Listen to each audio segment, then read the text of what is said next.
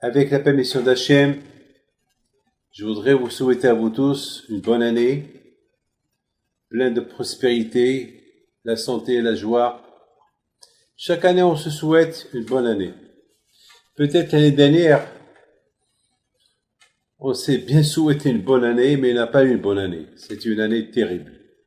Une année avec le corona, et surtout maintenant que ça commence un peu à devenir un peu catastrophique, un peu dans le monde. Et malheureusement, le jour tant attendu toute l'année, le jour de Kippour, le jour du grand pardon, eh bien mes amis, il s'annonce pas très très bien. Parce que on est un peu dans un matzav, une situation un peu que peut-être on va être obligé de faire des synagogues. C'est ce qu'on est en train de parler, c'est ce qu'on parle. Mais moi personnellement, je suis pas contre. Pour moi, le plus important, c'est la santé. On peut prier à Dieu là où on veut. Partout, Hachem, il existe. Donc, si la santé elle est en danger, donc c'est pas la peine de faire des histoires, il faut accepter. Maintenant, on dépend tous du ministère de la Santé, que ce soit en Europe, que ce soit en Israël, que ce soit dans le monde entier. Bien sûr, c'est à eux de prendre la décision pour dire est-ce qu'on doit aller à la synagogue ou dire non. Tout ce qu'on entend aujourd'hui, même des enfants d'1 an qui ont été touchés par le corona, ça commence à devenir un peu dangereux. Donc, mes amis, on dirait que l'année dernière, peut-être notre prière n'a pas été très bien écoutée, et peut-être on n'a pas bien souhaité la bonne année. On ne s'est pas bien souhaité la bonne année. Surtout, mes amis, Pessah, on l'a passé seul.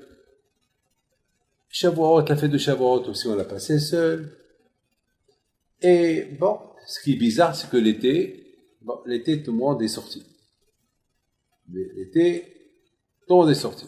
Et malheureusement, voilà, après cette sortie-là, on est retourné chez nous, chacun est rentré chez lui, et voilà, ça recommence encore. Et déjà, Rosh Hashanah, c'était pas quelque chose de magnifique. Les synagogues étaient presque à moitié vides, parce que on n'avait pas le droit d'avoir trop de monde. Alors que l'année dernière, je me rappelle chez moi, j'avais 500 personnes à Rosh Hashanah, et cette année, il n'y avait que 110 personnes, c'est à cause du Covid. Voilà. Covid exige. Voilà. Donc, mes amis, mais que le plus dur est venu, c'est Kippour. Cette fête de Kippour-là, et ça n'annonce pas très très bien, parce que on est obligé de prendre des solutions un peu graves, à savoir prier à la maison, à savoir prier dans un air, pas dans un espace qui est fermé, on ne sait pas encore. Mais personnellement, il faut savoir une chose, et je m'excuse de vous le dire. Il faut savoir que si on doit nous dire de ne pas aller à la synagogue à Kippour, on doit nous dire de rester chez soi ou d'aller prier dans des endroits ouverts, espaces ouverts, il ne faut pas avoir peur. Il ne faut pas faire de ça une histoire. Pourquoi? Parce qu'Hachem, il est partout. Le bon Dieu, il est partout. Hachem, c'est vrai, ça va nous manquer l'ère de Kippour, ça va nous manquer le jour du grand pardon. Vous savez, le grand pardon, c'est pas que à Kippour. Le grand pardon, ça peut être chaque jour. Vous savez, on dit Yom Kippour. Yom Kippour, c'est quoi Yom Kippour? Le jour de Kippour. C'est-à-dire que lorsqu'un homme il fait pénitence, c'est Yom Kippour. Yom Kippour, c'est vrai, il y a un Yom Kippour général, c'est telle et telle date, le 10 Tishrei, d'après le calendrier hébraïque, le 10 Tishrei, mais Yom Kippour, ça peut être Kol Yom, chaque jour. Chaque jour, on demande pardon à Hachem, et chaque jour, nous pardonnons à Kadosh Baruch Hu. Bien sûr que le jour de Kippour, c'est important. Et le Rosh Hashanah, c'est important. Pourquoi? Pourquoi on sonne le shofar à Rosh Hashanah? Ben, mes amis, on sonne le shofar à Rosh Hashanah parce que le mot shofar, c'est du verbe shipur. Ça veut dire s'améliorer. Shipur. Alors, ça veut dire que le shofar, le son du shofar, il est un peu bizarre. Il est un peu très bizarre. Et le son du shofar, il a machou, il a quelque chose d'incroyable. Il a quelque chose qui pénètre dans le cœur. Alors, c'est quoi la force du shofar qui pénètre dans le cœur? Pourquoi? Mes amis, écoutez ce que je vais vous dire. Vous savez que Adam Arishon, il est né, Hachem l'a créé le jour de Rosh Hashanah, le premier Tishri. Le Rosh Hashanah, qu'on fait aujourd'hui, eh ben c'est ce jour-là que Adam Arishon, Hachem l'a créé. Alors écoutez très bien. Et Hachem lui a donné une seule mitzvah à respecter. Il lui a pas donné 2, 3 ou 4. Aujourd'hui, on a des millions de mitzvot, des lois à faire. Il lui a donné une seule, laquelle ne mange pas de cet arbre. C'est facile. Ne pas, aujourd'hui, oulala, aujourd'hui ne fais pas ça, ne fais pas ça. Aujourd'hui, la religion juive est tellement dure, difficile, vraiment. Ne fais pas ça, ne fais pas ça, ne fais pas, fais ça, ne fais pas ça, waouh. Il y a des milliers de livres. Quoi faire, quoi ne pas faire. Mais Adam Arishon, une seule mitzvah le bon Dieu lui a donné. Ne mange pas de cet arbre. C'est la folie. Mais il a dit à Hachem, si tu la manges, alors tu vas découvrir le bon et le mal. Mais pour le moment, il n'y a que le bon. Alors c'est mieux de rester avec le bon. C'est pas la peine de goûter le mal. Et si tu manges, ça veut dire que tu as été contre moi, donc tu as goûté le mal. Donc ça va être très dangereux. Donc une seule mitzvah je te donne. Et malheureusement, Adam Arishon, il a transgressé la parole d'Hachem. Il a mangé. Pourquoi il a mangé? Parce qu'il voulait goûter c'est quoi le mal. C'est quoi? Parce qu'il savait que le bien. Il savait que ça c'est bien, ça c'est bien, ça c'est bien, tout était bien. Mais il savait pas c'est quoi le mot mal. Il savait pas. Ra, vetov. Tov, il savait. Mais Ra, il savait pas. Le mal, il savait pas. Et Hachem lui a dit, si tu manges de cet arbre, donc tu vas créer le mal. Donc, il y aura et le mal et le bon. Donc, ça va être une guerre quotidienne. Quoi faire? Faire le mal, faire le bon. Alors, je te conseille, c'est pas peine de goûter le mal. Fais que le bon. Parce que si tu manges, tu vas créer le mal. Et Adam Arishon, il voulait savoir, il était curieux. Il voulait savoir c'est quoi le mal. Eh bien, au moment qu'il a mangé, il a vu qu'il était nu. Donc, il a eu honte de se mettre debout devant sa femme. Sa femme aussi, elle a eu honte de se mettre debout devant lui. Donc, ils ont compris qu'ils ont fait une faute. Ils ont créé le mal. Alors, ils se sont cachés. Mais il faut savoir une chose. On peut se cacher de tout le monde, mais pas du bon Dieu. Du bon Dieu, on ne peut pas se cacher. Quand je m'offris, c'est tout. Alors, Hachem, il va venir. Il dit, Adam, Ayeka, où tu es? Voilà. Et Adam Arishon, il a dit, je suis caché. Pourquoi tu es caché? J'ai honte. Ah, tu as honte. Pourquoi tu as honte? Comment tu as honte? Mais tu devais pas avoir honte. Comment, alors je t'ai créé nu. Tu devais pas avoir honte. Comment tu as honte? Il dit, ah, alors tu as mangé de l'arbre que je t'ai interdit. Mes amis, ça s'est passé le jour de Rosh Hashanah. Donc, mes amis, le shofar, c'est le mot Ayeka. Exactement chaque année, Hachem, il nous appelle. David, Moshe, Yaakov, Pierre, Paul, Ayeka, où tu es? Et à travers quoi? Il nous dit où tu es? À travers le shofar. À travers le shofar.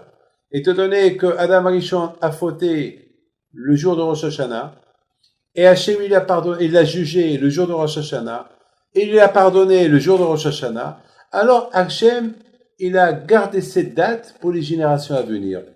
Que le jour de Rosh Hashanah, il nous réunit tous, on se réunit tous, et on sonne le shofar. La sonnerie du shofar qui veut dire Ayeka, où es-tu? Comme qui dit le Rambam. Le Rambam, il dit que le shofar, il réveille la personne. Oru ishini mitardé matrem. Réveillez-vous de votre sommeil, de votre profond sommeil. C'est ça, Rosh Hashanah. Rosh Hashanah, c'est le réveil. Le réveil, avec le shofar, on se réveille. Et mes amis, n'oubliez pas une chose, que le jour de Matan Torah, au jour que Hachem nous a donné la Torah, c'était quand? Le 6 Sivan. Pourquoi le 6 Sivan? Parce que le 6 Sivan, Adam, il est né. Parce que, pardon, le sixième jour, Adam, il est né. Donc, Akadosh Baruch Hu, il nous a donné la Torah le 6 du mois de Sivan. Parce que Hachem, il a créé le monde uniquement pour un but. Entre vous et moi, réfléchissez un peu. Le monde, il a un patron quand même. Si on croit en Dieu, alors il faut aller jusqu'au bout. On peut pas dire je crois et je crois pas. On peut pas dire je crois, oui, je crois en lui, mais je fais ce que je veux. Ça marche pas. Ça marche pas. Quand même, Hachem a la raison pourquoi il a donné à Adam Arishon une seule mitzvah, une seule loi à respecter qu'il n'a pas respectée. Pourquoi? Parce que Hachem, il a voulu imposer son royaume. Vous avez compris? Il a voulu imposer à Adam, voilà, c'est moi le patron, c'est moi qui t'a créé. En s'imposant comme un papa. Un papa, comment il s'impose vis-à-vis de ses enfants? Il leur dit quoi faire, quoi ne pas faire. Et les enfants, ils respectent. Vous savez, dans un pays où il y a beaucoup de révolutions et qu'on ne respecte pas les lois, c'est fini pour le président. C'est fini pour le président. Ça y est, personne ne l'écoute. Il y a des révolutions. C'est fini. Dans Hachem, il a voulu s'imposer comme roi. Alors, comment il s'est imposé? En donnant à Adam Arishon une mitzvah à faire. Une loi. Ne mange pas de cet arbre. Et c'était le jour de Rosh Hashanah. Donc, ça veut dire, mes amis, le jour de Rosh Hashanah, Akadosh Baruch Hu, il s'impose vers nous. Hachem, il veut qu'on le couronne comme roi. Hachem, il nous réveille avec la sonnerie du chauffard. Ayeka, où es-tu? Ça nous ramène un peu à la création du monde. Hayom Harat Olam, c'est aujourd'hui que tu as créé le monde. Est-ce que, au fait, le monde a été créé le 25 Elul? Le monde n'a pas été créé le premier Tishrei. Adam a été créé le premier Tishrei. Mais étant donné que Adam, c'était le plus important, c'était le but de la création du monde, parce que à quoi sert un monde sans qu'il y ait un être humain qui va servir le bon Dieu? Donc, finalement, Akadosh Baruch Hu, il a créé le monde pour qu'il soit au service de Adam. Et Adam, c'est lui qui va surveiller son monde. Et c'est à qui il doit donner des éloges et à qui il doit reconnaître sa bonté de sa création et la création du monde, eh ben, c'est Hachem. Alors, qu'est-ce qui se passe? Eh ben, on le couronne. Eh ben, ça, mes amis, ce qui se passe chaque année à Rosh Hashanah. On sent le chauffard qui nous met en question où on était pendant toute l'année. On couronne Hachem comme roi et on se souvient exactement que la création du monde, c'était pour la Torah, qu'elle était donnée le 6 Sivan, et Adam Arishon a été créé le 6 Tishrei. Le premier Tishrei. Donc, mes amis, qui est le 6e jour de la création du monde. Mes amis, vous avez remarqué ce Shabbat-là, qu'on vient de passer? On n'a pas sonné le chauffard le Shabbat. On sonne le chauffard uniquement, on a sonné le chauffard le dimanche, pas le Shabbat. Pourquoi pas le Shabbat? Pourquoi pas le Shabbat? Ah, le Shabbat c'est péché. Pourquoi? Ben, mes amis, n'oubliez pas une chose. Le Shabbat, c'est le jour du repos du bon Dieu. Hachem, il a créé Adam le 6e jour, le vendredi. Hachem, il s'est reposé le Shabbat. Et lorsque on se repose Shabbat, ça veut dire qu'on croit en Dieu, qu'il a créé le monde en 6 jours, et il s'est reposé Shabbat. Parce qu'en fait, le jour de Shabbat, il n'y a pas eu de création. Oui ou pas? Le bon Dieu a créé le monde en 6 jours. Dimanche, lundi, mardi, mercredi, jeudi, vendredi. C'est tout. Donc, on devait passer à dimanche. Alors, pourquoi le Shabbat? Pourquoi le bon Dieu a créé le Shabbat? Pourquoi il y a le Shabbat?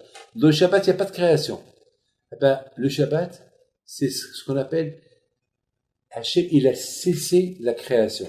Le Shabbat, il est venu pour stopper, pour que le monde, il reste tel que le bon Dieu l'a créé. Parce que s'il n'y avait pas le Shabbat, le monde, il aurait continué à créer encore et des jours. C'est l'infini. Hachem, il a dit stop, c'est fini. C'est fini. Hachem, il a dit stop, c'est fini. Après, on recommence à dimanche. De dimanche à vendredi, le Shabbat, c'est le stop, et après, on tourne la page. Mes amis, c'est exactement. Lorsque le Rosh Hashanah tombe Shabbat, Le Shabbat, il a une telle influence sur toute la semaine et sur toute l'année, surtout le Shabbat qui tombe à Rosh Hashanah. Donc, ce Shabbat-là, avec le fait qu'on le respecte, avec le fait qu'on prie la prière de Rosh Hashanah et on dit en souvenir du shofar, ça suffit. Même sans sonner le shofar, rien que lorsqu'on dit en souvenir du shofar, ce jour-là, premier jour de Rosh Hashanah, en souvenir du shofar, Hachem, il nous pardonne. Hachem, déjà, il nous pardonne. Ça prouve qu'on croit en lui. Ça prouve on croit que c'est lui qui a créé le monde et il s'est reposé Shabbat. Non, donc, on respecte le Shabbat. C'est la raison pourquoi on ne sent pas le Shabbat. Et pour Hachem, c'est plus important que sonner le shofar, le Shabbat. Je voudrais vous dire une chose. Si tu veux, dans la semaine prochaine, c'est Sukkot. La fête de Sukkot, vous savez, on l'embellit avec des feux. Je sais pas cette année comment ça va se passer. On sait même pas comment ça va se passer Kippour. Mais maintenant, on parle de Sukkot. Vous savez que la fête de Sukkot, on l'embellit. On l'embellit avec des guirlandes, avec des photos, et etc., etc. La fête de Sukkot, c'est la fête de détendre. C'est la fête de la joie. Après le stress de Rosh Hashanah et le stress de Yom Kippour, Hachem, il veut maintenant allez, on respire un peu. Allez, on prend un peu de vacances pendant 7 jours, la fête de Sukkot. Allez. Mais on l'embellit. Pourquoi on l'embellit? Alors que d'après la Torah, on fait petite cabane. On n'est pas obligé de l'embellir. Mais on l'embellit pourquoi? Parce qu'on dit Ze'eli be'alveu. Parce qu'embellir la soukha, c'est parce qu'on embellit la mitzvah. Vous savez, le Shabbat, on fait la salade cuite, on fait la dafina, Adam l'hout, la pkela, on fait beaucoup des repas le Shabbat. Chacun, les Tunisiens, ils font des repas, eux, les Marocains, les Algériens, chacun, les Ashkenazim, chacun, les Gefeltefe, chacun. Pourquoi le repas du Shabbat, il est un peu spécial que le repas de toute la semaine?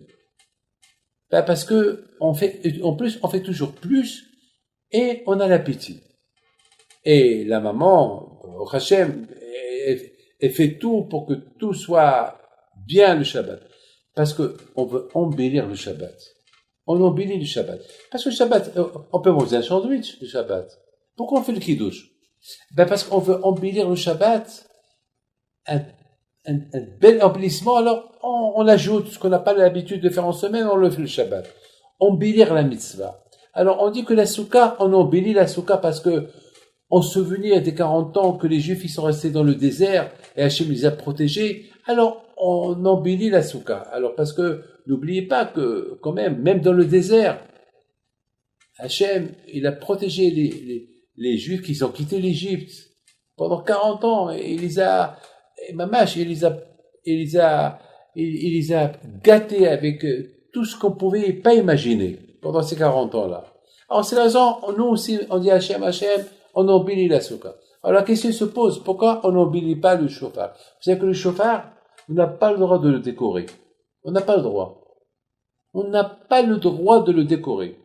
Pourquoi on fait pas un fil en or au bout? Why not? Pourquoi pas? On n'a pas le droit. Le shofar, il doit être les cornes du bélier ou les cornes, il doit être netto. Pas rien de... Pourquoi? Eh ben, mes amis, j'ai pensé à une réponse. J'ai dit que ce que Hachem, il veut vraiment, le jour de Rosh Hashanah, il veut que nous, on s'améliore. Le shofar, c'est, comme je vous ai dit, c'est le verbe shipur, s'améliorer.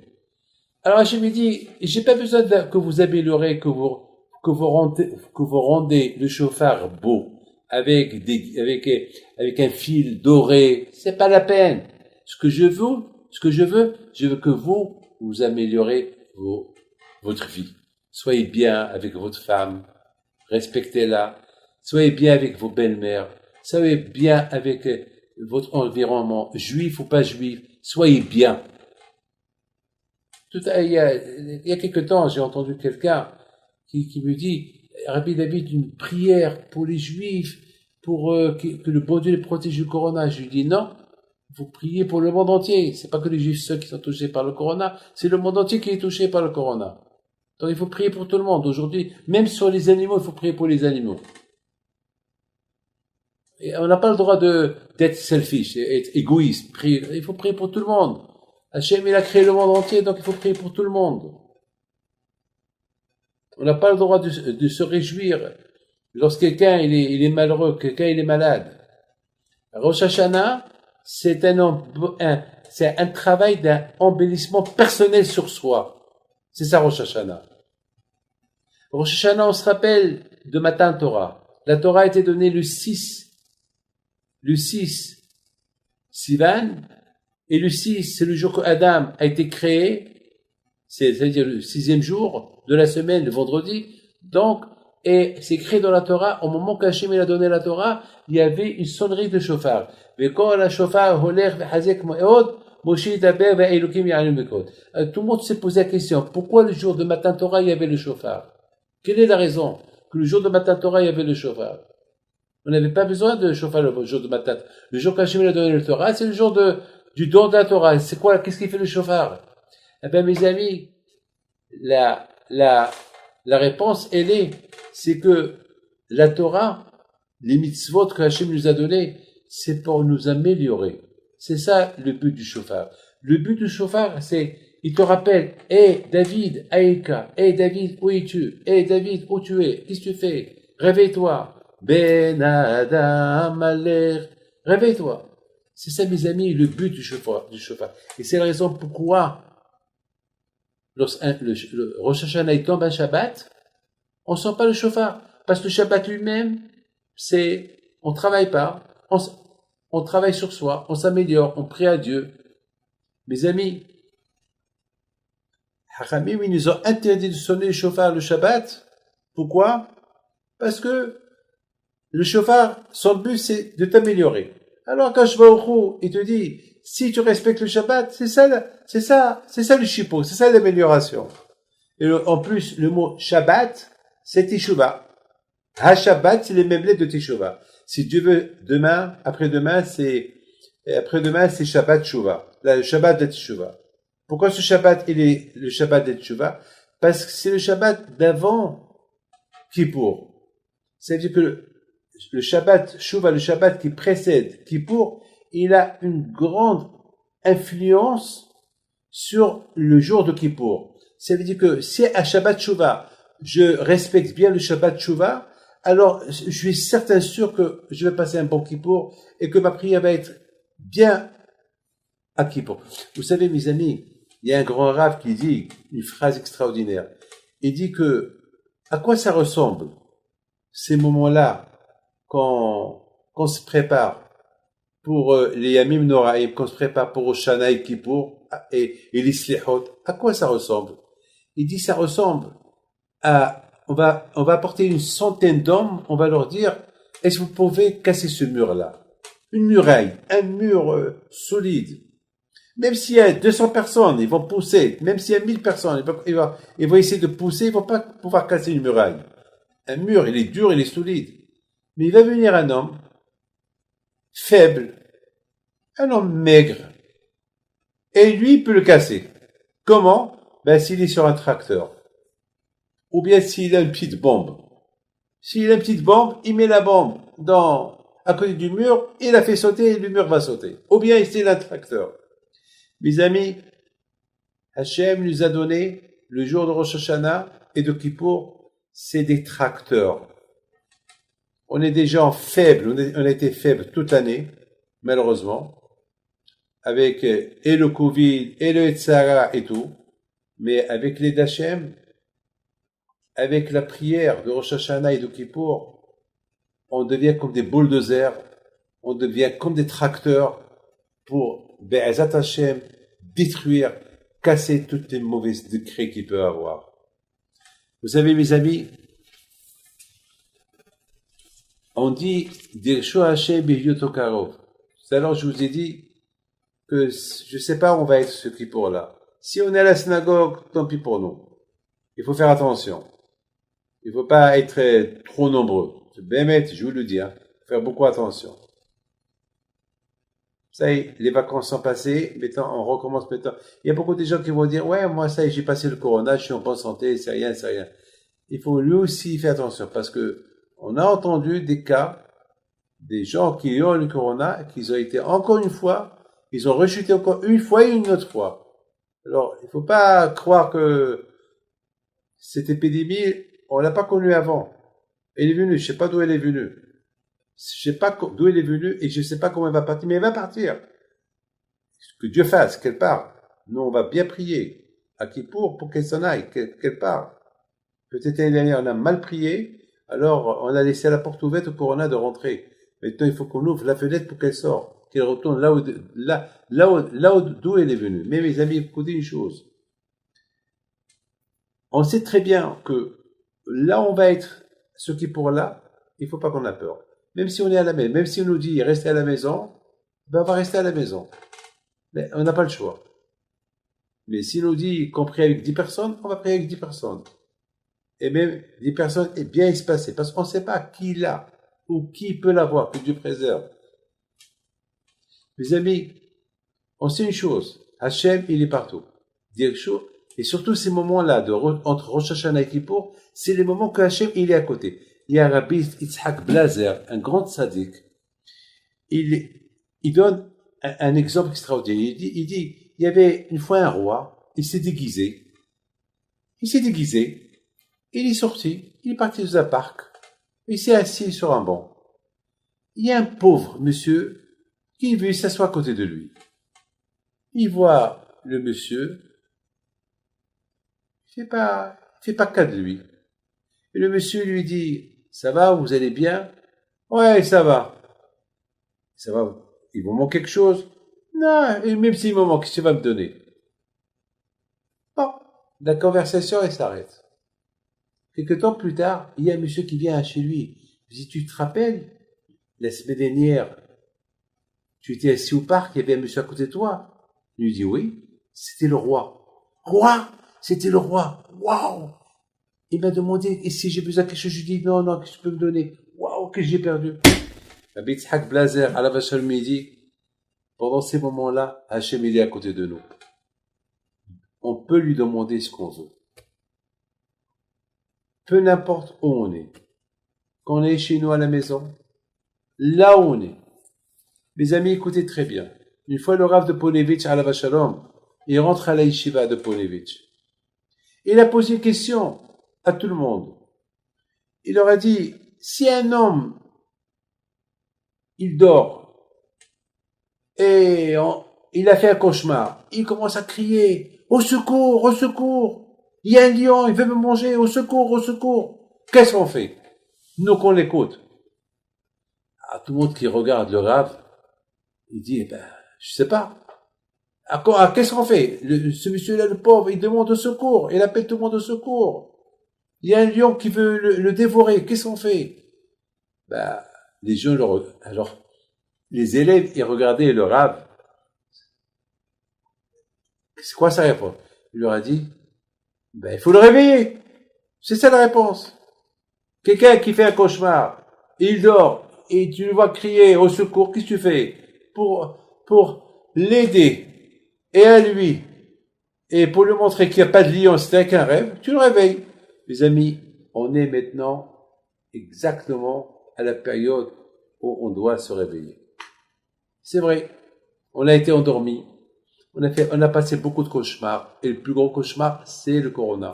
Alors maintenant, qu'est-ce qu'il faut faire? Bon, maintenant ce qu'il faut faire, il faut se réveiller. Il faut se réveiller, c'est un cauchemar. On a passé un bon cauchemar. Le chauffard, mes amis, c'est pour réparer les oreilles. On dit, on fait une bracha lishmoa akol chauffard. On fait une bracha. On n'a jamais fait une bracha lorsqu'on écoute quelque chose. Mais pour le chauffard, on fait une bracha. C'est une bracha pour réparer toutes les mauvaises choses qu'on a entendues avec les oreilles. Et pour qu'on se réveille, pour que les paroles d'Hachem et les paroles de Torah, ils pénètrent dans notre cœur. Tout à l'heure, si Dieu veut, on va partir pèleriner Baal Shem Tov. On dit que c'est un des avocats du clan d'Israël à Kippour. Après, je vous raconte une histoire une fois qu'on l'a pèleriné. Et aussi, il y a Rabbi Yitzhak Halevi de Babitchov, de l'Ukraine. Ces deux tzadikim, ils sont enterrés en Ukraine et je les ai choisis. Pourquoi? Parce que c'est très connu qu'ils sont militiochers. Ils sont des défenseurs, des avocats dans l'autre monde, lorsqu'ils étaient vivants, et surtout maintenant qu'ils sont là-haut, pour essayer d'adoucir les mauvais décrets. C'est très connu ça, mes amis. N'oubliez pas une chose. Qu'est-ce que Hachem il veut de nous? Hachem il veut de nous une seule chose. Voilà, je suis à côté de vous. Alors venez à côté de moi. Voilà, je suis à côté de vous. Venez vers moi. C'est tout. C'est ça ce que Hachem aujourd'hui demande. Akash Baruch Hu, il est à côté de nous. C'est les meilleurs moments que nous avons aujourd'hui. Il dit Rabbi Hizkel Levinstein, il dit, à la Shalom, les meilleurs moments de toute la vie, ou bien de toute l'année, c'est ces moments-là, entre Rosh Hashanah et Kippour. Hachem, il est à côté de nous. Il est, on dit à Kippour, on dit à Kippour, Ki bayom hazeh yichaper alechem, letaher etrem mikol hatotrechem fnei Adonai titaru. Et on dit Adonai hu Elohim, Adonai hu Elohim, Adonai melech, Adonai malach, Adonai mloch, l'onavaed. On dit, mes amis, à Kippour, aujourd'hui, Hachem, il va vous blanchir, aujourd'hui. Il va vous blanchir, il va vous pardonner, aujourd'hui. Ki bayom hazeh, aujourd'hui. Mais j'ai expliqué que le mot ki, c'est les initiales de kol yom. Kol yom michaper. Chaque jour, Akadosh Baruch Hu, il peut nous pardonner nos fautes, il peut nous blanchir chaque jour si on prend Kippour et on l'attache dans notre cœur. C'est comme un roi qui vous donne une bague avec un diamant et c'est ton laissez-passer. Là où tu veux aller, tu montes la bague que je t'ai donnée et toutes les portes y sortent. À Kippour, Hachem, il nous donne une bague. Hachem, il est avec nous. Il est là, Kippour, le grand pardon. Et tout dépend comment on se prépare à Kippour, que, Be'ezat Hachem, on va sentir Kippour, non seulement à Kippour, mais après Kippour. Kippour aujourd'hui, c'est lundi, dimanche soir. Lundi, alors on va sentir mardi, mercredi, jeudi, etc., etc. Chaque jour, on se souvient de Kippour. Aujourd'hui, il y a quelqu'un qui m'a posé une question. Et après, on va passer au tzadikim. Il m'a dit, Rabbi David, pourquoi il y a eu 6 millions de juifs qui sont morts par les nazis? Pourquoi? C'est quelqu'un, un Américain, qui m'a appelé. Il m'a dit, voilà, je veux donner un gros don, mais je veux savoir pourquoi.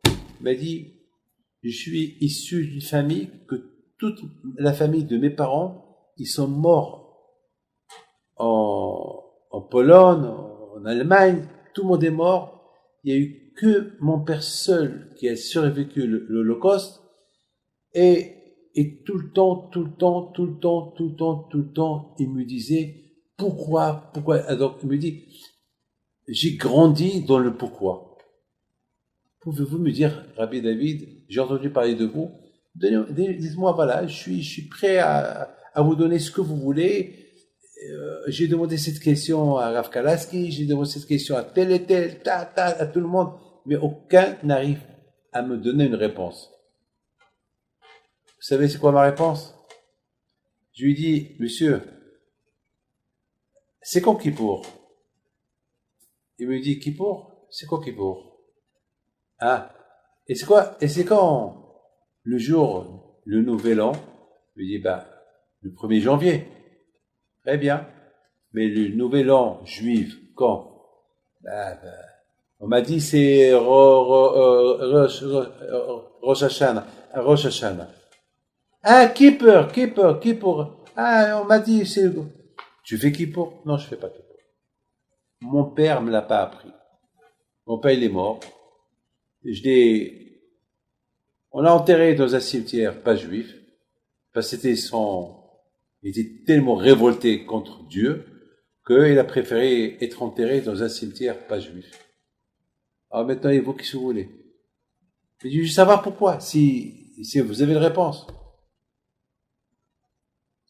Je lui dis, il y a une seule réponse. Je lui dis laquelle? Je lui dis, le seul qui peut te répondre, il y a une seule personne qui peut te répondre.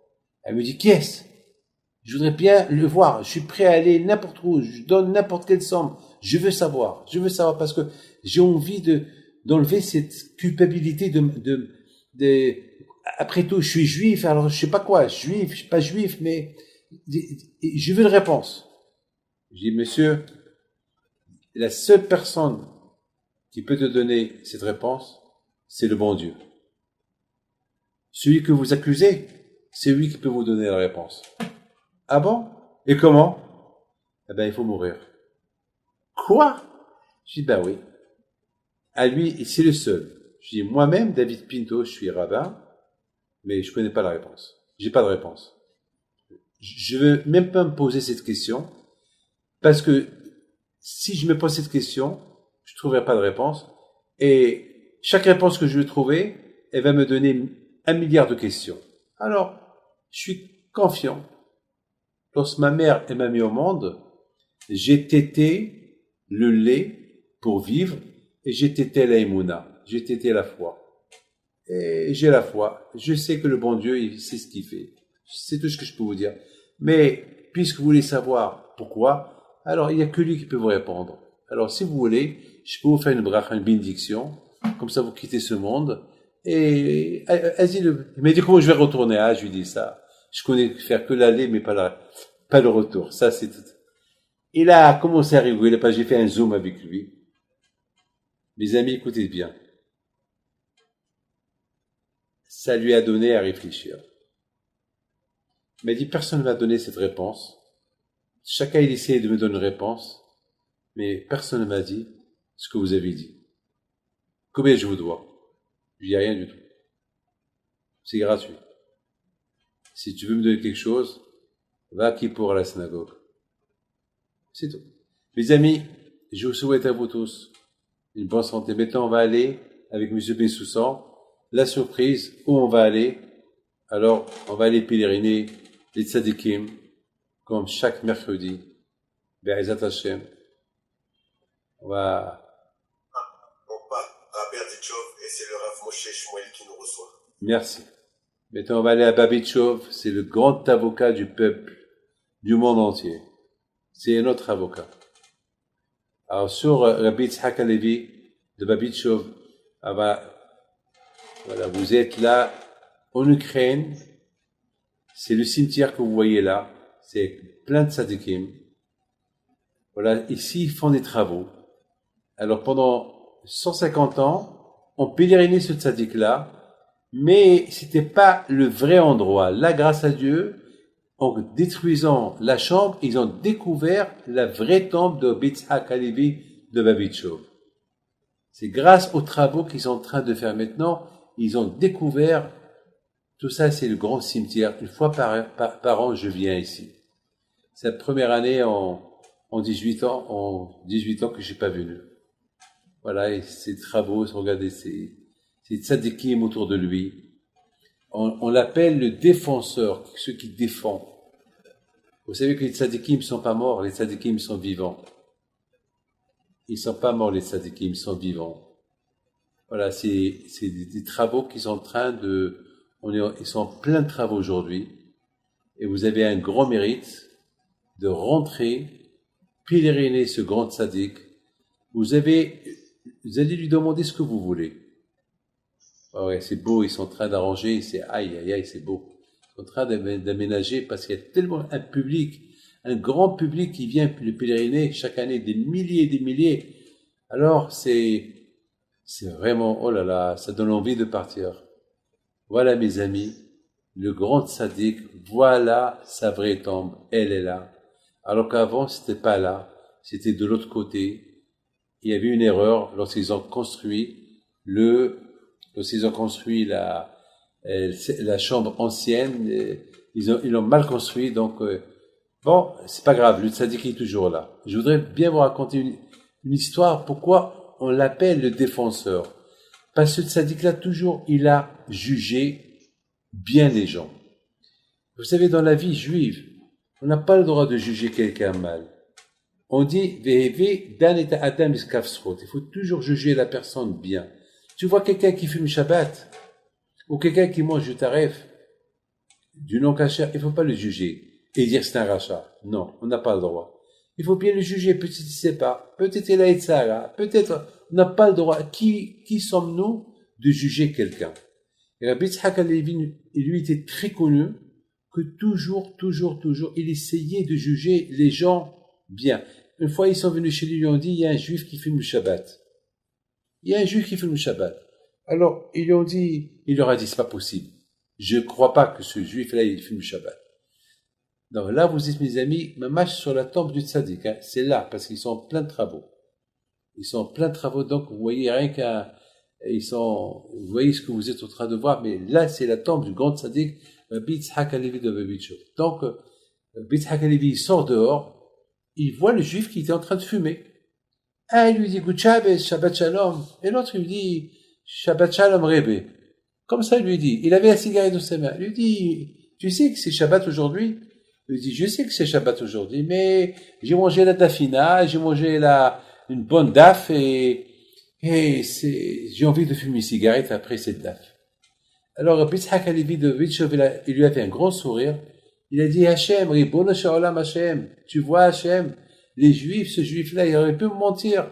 Il aurait pu jeter la cigarette et me dire, je fume pas. Mais il n'a pas menti, il ment pas. Il a trouvé une façon de bien le juger.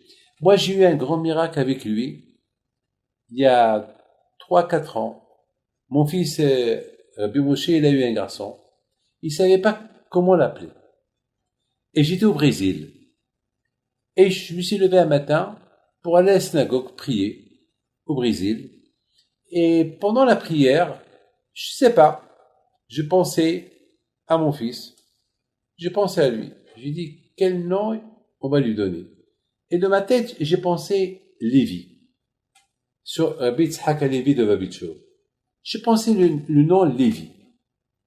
Lui à la Vachalom. Bon. À un moment donné, je me lève de ma place et je vais vers la bibliothèque sans voir les livres. Une grande bibliothèque, il y a des milliers de livres, sans voir les livres. J'ai dit à Hachem, le livre que je vais prendre, l'auteur de ce livre, c'est le nom que je vais donner à Rabbi Moshe, mon fils, qui va appeler son fils. Eh ben, j'ai pris un livre, sans voir quel livre. C'était le livre de Rabbi Yitzhak HaLevi de Lubavitch. C'est la folie, hein. Sur les milliers de livres, j'ai pris le livre qu'il a écrit sur Tzadik qu'on est en train maintenant de pèleriner. Rabbi Yitzhak HaLevi de Lubavitch. Et je pensais à lui, et le bon Dieu, il m'a emmené directement prendre un livre sans savoir quel livre j'ai pris. C'était qui? Le tzaddik à qui je pensais. Donc j'ai dit à mon fils, je l'appelle Lévi.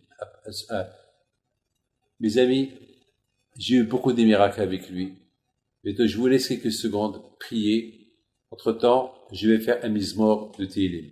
Chez la malot et sa'ina el harim, ma'i yavo ezre ezem em Adonai, ose shamay va'aretz, אל תלמוד רגליך עלינו שומרך ידי לענו ולישן שומר ישראל אדוני שומרך אדוני צילך על יד ימיניך יומם השמש יקקה וירח בלילה אדוני ישמורך מכל רע ישמור את נפשך אדוני ישמור צאתך וברך מעתה ועד עולם. Une fois à la Vachalom, il est arrivé à la synagogue la veille de Kippour. Il venait à la synagogue pour faire Kol Nidré. Il entend un bébé qui pleure. À Babitchov. Alors, il entend un bébé qui pleure. Il voit la porte ouverte. Il rentre, tape à la porte, personne ne répond. Il savait qu'il y avait une femme qui venait d'avoir un enfant, alors que son mari, le pauvre, il était gravement malade, il était à l'hôpital. Alors, il rentre à la maison, il voit le bébé qui pleurait. Il prend le bébé, il joue avec lui.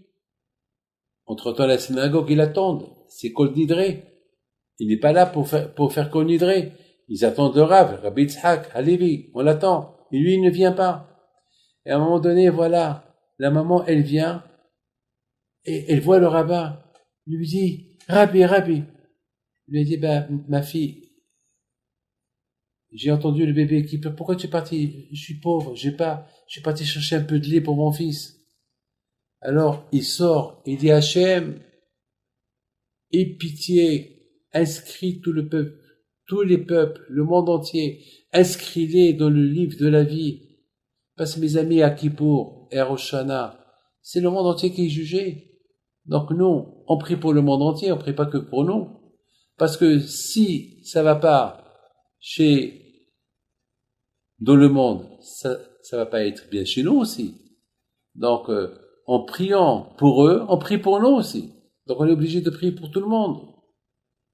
Donc, Rabbi Yitzhak Halevi, il a utilisé donc ce qui s'est passé en faisant le babysitter dans cette maison pour essayer de trouver une défense, quelque chose de bien sur Am Israël pour que Hachem nous inscrive dans le livre de la vie. Lorsqu'il arrive à la synagogue, vous voyez ici un trou. Ce trou-là, ils l'ont laissé spécialement uniquement pour que les gens ils puissent prier et la prière, elle traverse ce trou-là. Enfin, il faut avoir la émouna. C'est tout ce que je peux vous dire. Mes amis, il arrive à la synagogue, Rabbi Yitzhak Halevi de Bitchov, il voit tout le monde qui l'attend. Il leur dit, vous pouvez être sûr et certain, on va passer une bonne année. Ils lui ont dit, comment tu sais? Il a dit, c'est bien qu'on commence la fête du jugement, la fête du pardon avec une mitzvah. Voilà, j'ai fait le babysitter pour un bébé qui était en train de pleurer. Alors maintenant, toute cette journée, on va pleurer. Hachem n'a pas le choix. Hachem n'a pas le choix. Il va faire le babysitter pour nous. Il va nous protéger. Il va protéger le monde entier. Voilà, Rabotai, j'espère que vous avez prié par le mérite de ce tzaddik-là, que le bon Dieu vous protège, qu'il vous donne la santé, que vous soyez toujours dans la joie, même le jour de Rosh Hashanah et Kippour, même à Kippour, on a passé Rosh Hashanah, mais aussi Kippour, ça fait peur Kippour, ce Kippour-là, il fait peur, c'est ce qu'on appelle le Kippour du Corona. Eh oui, c'est un Kippour de Corona. Mais, Ezat Hashem, que ce Kippour-là, il va éliminer le Corona, si Dieu veut. Hachem, en nous pardonnant, il va pardonner le monde entier, il va nous enlever cette épidémie du Corona. Vous savez, mes amis, on doit être content. On doit être très content. J'ai vu dans un livre qui dit combien on doit être content à Rosh Hashanah et Kippour. Pourquoi? Parce qu'au moins, on est jugé. Imaginez-vous quelqu'un qui est en suspense. Quelqu'un qui va le juger, mais les juges ne le jugent pas tout de suite. Ils attendent. Alors, je connais quelqu'un, le pauvre, quelque part dans le monde, ça fait 7 ans qu'ils n'ont pas encore jugé. Le pauvre, il est déprimé. Il m'a dit, une fois, je suis parti le visiter en prison, mais direct, au moins qu'on me juge, direct, au moins qu'on me dit combien je vais rester. Si on me dit, je vais rester 20 ans, je reste 20 ans, mais moi, je sais même pas combien je vais rester. Mes amis, les Baalim Moussa, ils disent, heureusement que, non, c'est dans la Hassidut qu'on dit ça. Heureusement qu'au moins on est jugé. Parce que le fait qu'on sait qu'on est jugé, on sait que Hachem va bien nous juger, donc on est content. Et le jugement, il va être super bien. Maintenant, on va aller chez Baal Shem Tov.